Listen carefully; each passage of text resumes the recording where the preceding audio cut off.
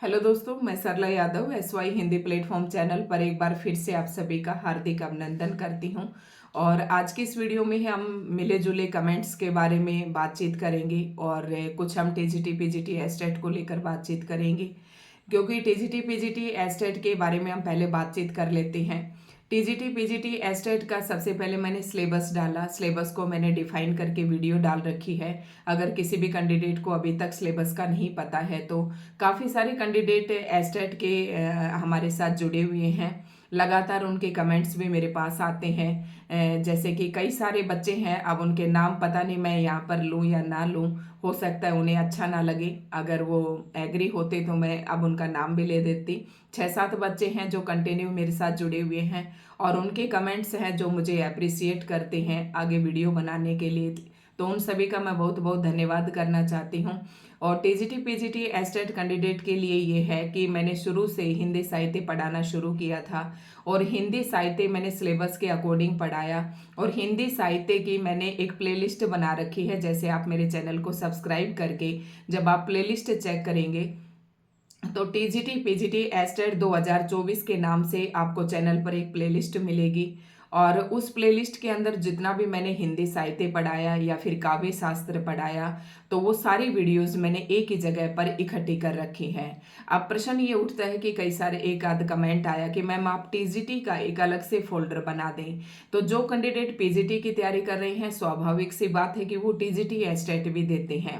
लेकिन हाँ, हो सकता है कोई एक आध कैंडिडेट ऐसा भी हो कि जिसका टीजीटी एस्टेट पहले से क्वालिफाई है और वो पीजीटी एस्टेट की तैयारी कर रहा है। लेकिन फिर भी मैं ये कहना चाहूंगी कि आप टीजीटी एस्टेट की तैयारी कर रहे हो चाहे आप पीजीटी एस्टेट की तैयारी कर रहे हो, वो सभी वीडियोस आप सभी के लिए बहुत ही इंपॉर्टेंट है।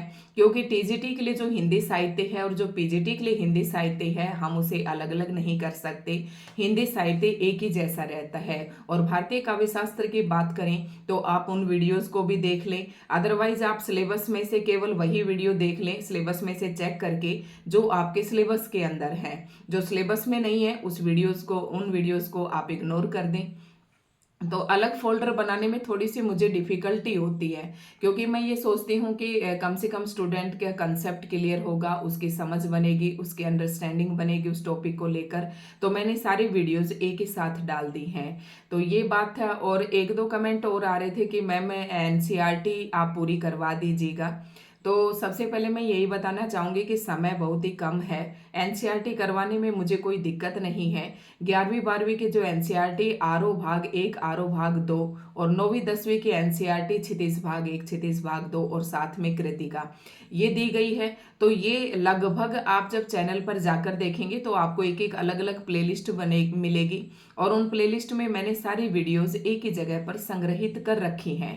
फिर भी अगर आपके कहने से मैंने क्षितिज भाग 1 स्टार्ट करवाया, उसके गद्य खंड के मैंने 8 चैप्टर लाइन टू लाइन बिल्कुल एनसीईआरटी के मैंने पढ़ाने की कोशिश की है। और चैप्टर पढ़ाने के बाद भाषा और अभिव्यक्ति को लेकर जो कि स्पेशल आपके सिलेबस में दे रखा है उसको भी मैंने पढ़ाने की कोशिश की है, क्योंकि भाषा और अभिव्यक्ति में ग्रामर से हिंदी व्याकरण से संबंधित क्वेश्चंस होते हैं, तो वो भी मैंने पढ़ाने की कोशिश की है, आप उसे देख सकते हैं। ठीक है। तो और ये तो रही बात एनसीईआरटी को लेकर। बात करें टीजीटी एनसीईआरटी की, तो टीजीटी एनसीईआरटी की बसंत भाग 1 6th क्लास एनसीईआरटी है, बसंत भाग 2 7th क्लास एनसीईआरटी है और बसंत भाग 3 जो है 8th क्लास की एनसीईआरटी है। और ये ऑलरेडी मैं तीनों बुक पढ़ा चुकी हूँ, विद एमसीक्यूज मैंने चैनल पर पढ़ा रखी हैं। एक बार आप प्लेलिस्ट जाकर चेक करें।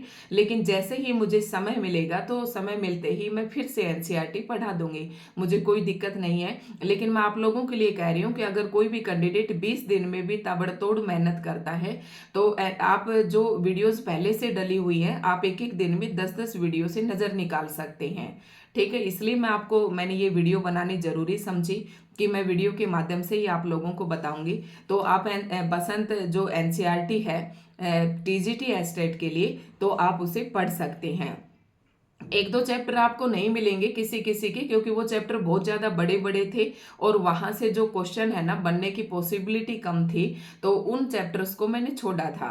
और जब पिछली बार 2024 की बात करें तो एस्टेट के लिए मैंने ये एनसीईआरटी पढ़ाई थी, जब आपको नया नया सिलेबस एचबीएससी ने दिया था, उसी के अकॉर्डिंग है। आप ये ना समझें कि ये जो वीडियोस हैं जो मैंने पहले डाल रखी हैं ये वीडियोस पुरानी हैं, हम इनसे नहीं पढ़ेंगे, हमें नई चाहिए।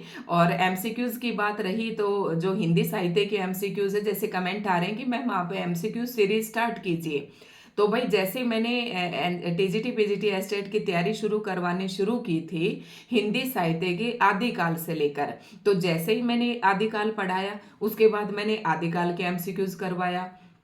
फिर जैसे ही मैंने भक्ति काल पढ़ाया तो भक्ति काल के एमसीक्यूज भी मैंने डाल रखे हैं। उसके बाद फिर मैंने रीतिकाल पढ़ाया तो रीतिकाल के एमसीक्यूज। तो मैंने अपनी तरफ से एक भी एमसीक्यूज नहीं छोड़ रखा।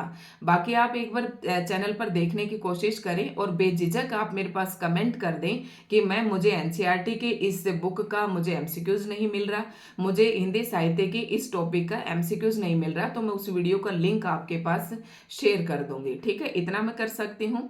तो आप बेझिझक यहाँ पर कमेंट कर सकते हैं, क्योंकि ये चैनल मैंने आप लोगों के लिए बनाया है, मेरे लिए नहीं बनाया है। और मैं अपने बिल्कुल मतलब तहे दिल से अपने चैनल पर पढ़ाना चाहती हूँ और बिल्कुल निःशुल्क रूप से पढ़ाना चाहती हूँ।